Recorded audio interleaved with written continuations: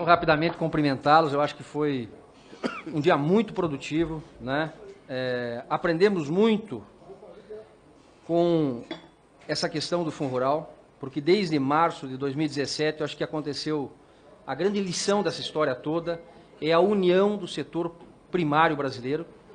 Eu acho que nasceu com um problema, uma união que nunca, na história, eu acho que da agropecuária nacional, você conseguiu reunir adquirentes, produtores, né? Tem lá a Associação de TAPES, junto com a União dos Produtores de Cana do Nordeste, né? Você tem lá o Márcio Guapo, que vem lá do Triângulo Mineiro, lá de Campo Florido, junto com o presidente do Sindicato Rural de Capinzal, em Santa Catarina. Então, reuniu todo o agro brasileiro em torno de um drama, de um problema, que é a insegurança jurídica.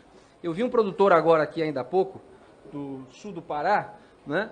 Os senhores imaginam que para a gente que é operador do direito, que lida com as leis e entende o posicionamento dos tribunais, quando nós vemos uma decisão, é claro, sempre a todas as análises, se cabe recurso, se não cabe recurso, e em 2010, sobretudo em 2011, dentro do consenso jurídico, era que o assunto estava encerrado, né? Tanto é que, em 2010, a própria PGFN, lá no Supremo, pediu para modular os efeitos da decisão para que o impacto financeiro não fosse tão grande. Então, a preocupação da PGFN, com parecer da AGU favorável, inclusive, era de que a decisão valesse até aquele momento, para que o indébito tributário não fosse tão grande.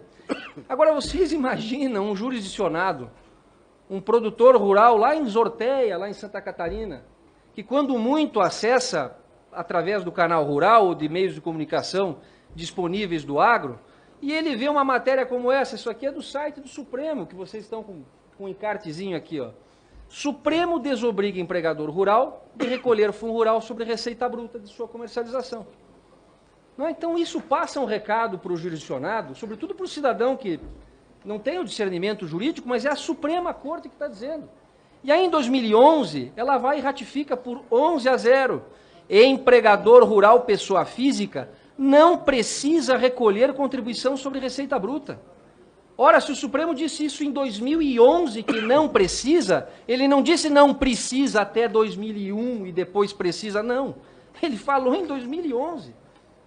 E esse julgado aqui de 2011 teve interposição de embargos de declaração por parte da PGFN, que foram rejeitados, e o voto do ministro Alexandre de Moraes, não, do ministro primo do Collor, meu Deus, Marco Aurélio Melo, foi no sentido de rejeitar os embargos, porque aquele julgado de 2011 já tinha levado em consideração a Lei 10.256 de 2001.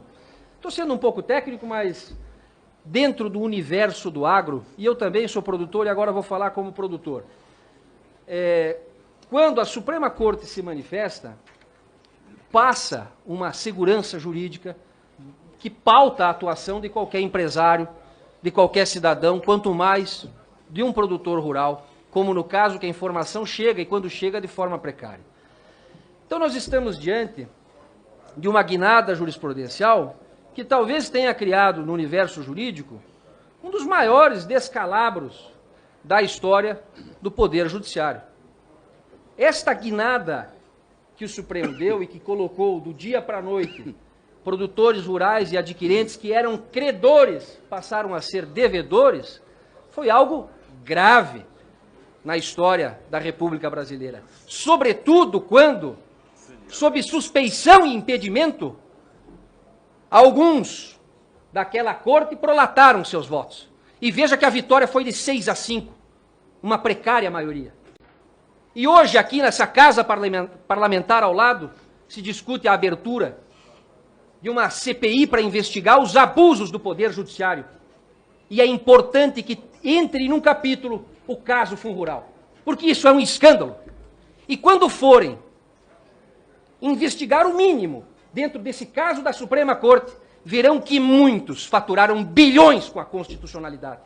E enquanto poucos produtores rurais que acreditaram na palavra do Supremo acabaram ficando com a conta. Então é importante que nessa audiência pública se faça o registro e se dê um encaminhamento, talvez aproveitando as entidades aqui presentes, para que o presidente encaminhe cópia do caso, cópia da reclamação que a Andaterra fez lá no Supremo, cópia da denúncia que a Andaterra fez à Procuradoria-Geral da República para investigar um dos ministros que julgou sob suspeição e impedimento, para que isso seja apurado e que para a história entre esse caso e que ele seja investigado, porque é grave, gravíssimo. Mas, tirando essa verve um pouco que nos irrita, a injustiça nos irrita, a injustiça fez com que, Jerônimo, nós tivéssemos degladiado lá atrás. Porque veja que o nosso lado sempre apanha, sempre sai pagando a conta, e não era justo que esse caso tivesse um desfecho como esse. E hoje, nessa audiência pública, que era mais uma tentativa de levantarmos esse assunto e de tratarmos da promessa do presidente Bolsonaro, tivemos aí a grata notícia da ministra Tereza Cristina, do presidente da FPA, deputado Alceu Moreira, de que o vosso projeto, ou algo parecido com o vosso projeto, será encaminhado com o aval da Presidência da República, com o aval do Parlamento, que eu tenho certeza não se furtará a aprovação dessa norma, que, repito, não trata de perdão de dívida, trata de restabelecer segurança jurídica e de colocar a justiça em primeiro plano no caso do Fundo Rural.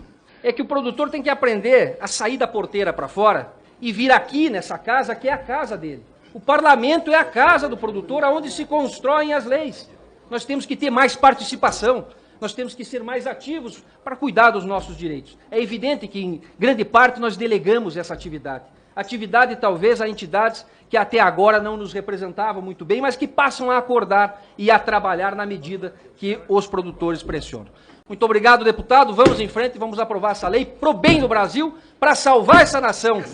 Porque o agro, tenho certeza, eu faço um desafio ao ministro Paulo Guedes. Ele quer chegar ao 1º trilhão. Nós vamos chegar antes dele. O agro vai dar o 1º trilhão a essa nação e vai arrecadar mais do que qualquer um outro segmento da economia, pode ter certeza, deputado. Vamos em frente. Muito bem, muito obrigado aí. Deputado, aí. Muito bom, Gerson.